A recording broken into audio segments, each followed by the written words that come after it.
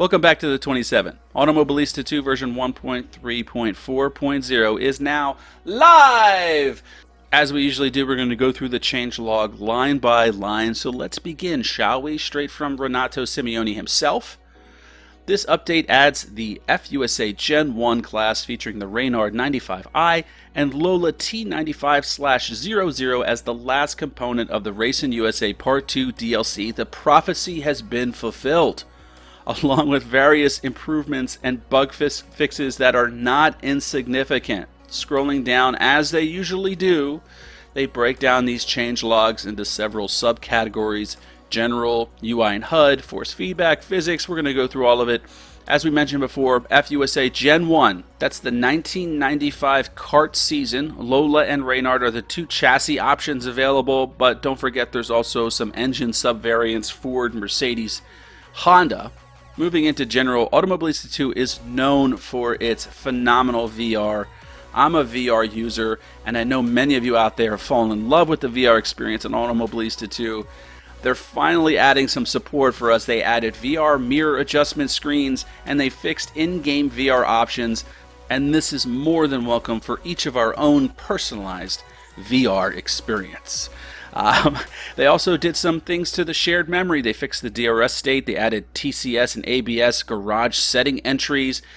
They did some force feedback work with subroutines, removed some unused force feedback script values, and exposed static caster trail to force feedback scripts. That sounds really, really needed. If you're into force feedback, I'm sure you understand what that means more than I do. Moving into UI and HUD. Now, this is a big one. They did a lot of work with the internal car management system. And as you know, it's been not the easiest thing to use historically, and I know from personal experience it's one of the things I try to avoid most.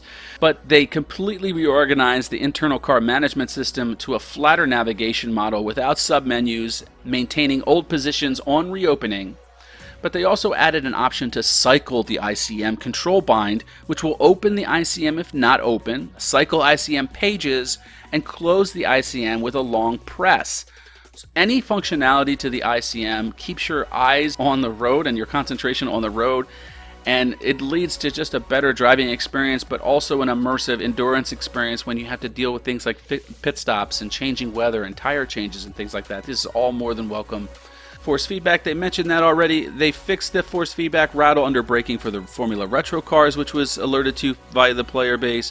And for the Caterhams, they slightly reduced the MZ influence on the force feedback signal. I don't drive Caterhams all that much, but that's a welcome fix indeed for those who do. Moving into the physics, they revised driveline and axle elasticity for many of the cars. They revised the driveline inertias. If Oz was here, he'd probably be able to explain it to you in a little bit more detail. But essentially, the driveline is elastic. It stores and releases energy, and that's where you hear the wub-wub from the cars coming from when you're driving down the pit lane. There's also inertias involved. So all of this leads to a smoother, more realistic responsive driving experience. This next item I thought was really cool. They added engine support for thermostatic water cooling. So for us, when we look at the dash and we see the needles and they seem to be relatively inert, now they should start reflecting the cyclical nature of water cooling oil, the car heating up even more, water cooling it again. That cycle that it goes through, that's going to be really neat to see. They've increased ABS update frequency. This has been a topic of conversation a little bit, as the higher levels of ABS haven't had the same impact as a player would expect in cars like GT3s. Now the different levels should be a little bit more delineated, and you should be able to feel the effects of stronger ABS better. This next one's a big one. They revised turbo models for the Formula Classic G1, Classic G2 M3, and Retro G3 Turbo. As you know, turbos rely on airflow, and when you get to the highest compression rates of these high-performance turbos, it's that airflow that is the limiting factor. What this means is the engine has to work harder at the higher compression levels to get the turbo working. Simply put, it's a lot less snappy at the high ends of compression. Many of these next items seem to be related to the thermostatic water cooling system, so they had to go in and revise the engine heating and cooling properties for many of the cars. Vintages, Retros, Classics, F3s, Jetta G40, Brabham BT46B, TSI Cup, Camaro SS, you name it. A lot of cars were affected by that, but they made the appropriate fixes.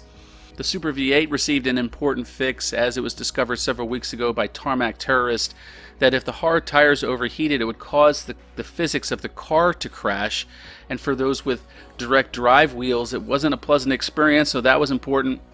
As far as the updated default setups are concerned, I can go into a little bit more detail. The Formula USA All Gens have received a setup update. The aero and suspension for the Formula Classic G1, both models were updated to coincide with the brand new turbo. The F309 seemingly was a little bit skittish on the back end, so that had some adjustments to it, including an increased rear wing, but also some ride height adjustments and some suspension adjustments to go along with that. The Formula Vintages, both generations, have received an important update to suspension and aero. In my opinion, they are the most improved car in this update, to be frank. The F301 was an interesting case. Last month they had its suspension and aero updated, but there was this unique behavior where if one of the tires, say the left or the right, was going over some high speed bumps or like rumble strips, the opposite tire would start bouncing up and down. As you may not know, the F301 is a monoshock system on the front end, meaning that both the left and front tires, their suspension is dictated by one spring, one damper. But the F301 also has these things called Belleville springs that allow limited suspension control for independent left and right behavior, especially at high speed. This all needed to be damped appropriately, so that was what that fix was for, is to make sure that independent left and right damping under high speed conditions actually occurred. The MCR 2000, that actually turned out to be really simple. It was just an asymmetrical ride height issue. That was fixed. Moving on to AI, it looks like that team kind of took it easy this month, but I assure you they have not. According to the changelog, they just adjusted the AI fast lane at Goiânia and Road America, but I assure you there is a lot more AI work being done behind the scenes. On the audio front, they did some work and updates to the Formula USA All Gens, including turbo, starter, startup, transmission sound, adjusted road noises. They improved the Formula Classic turbo sounds, as well as the Kart GX390. And then, holy smokes, let's get into the tracks, shall we? I'm not going to read this. This is all about Road America, this big yellow blob on your screen right now. But a lot of work was done at Road America, as expected. I think anyone with any sense who's driven this car up to this point would know that it was a little too bare bones and that we should expect more. Well, wow, this is more. This also does not include one of the biggest Easter eggs. I guess it's been spoiled by now, but there is a live and active freight train that goes past the back straightaway and past the kink. Yes, indeed, the Wisconsin and Southern Railroad will remain on time when races are scheduled at Road America. They also did a lot of work on many other tracks: Bathurst, Crivello, Londrina, Brands Hatch. Maybe I should read off the tracks that didn't receive work. It might be shorter. Spielberg, Watkins Glen, Daytona, Nuremberg. They added VR cams to Cadwell Park. Curitiba Outer received some minor trackside camera adjustments. Thanks, Norbs.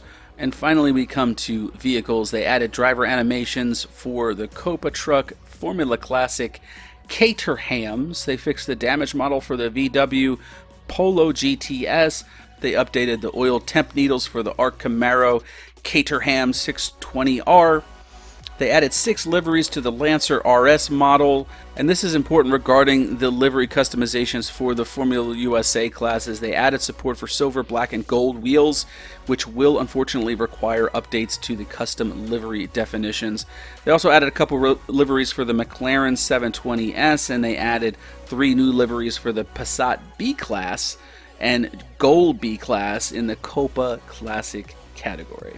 So that's patch 1340. Thanks for sticking around. The development update is upcoming. We'll do a full review of that when it comes out. In the meantime, thanks for watching and take care.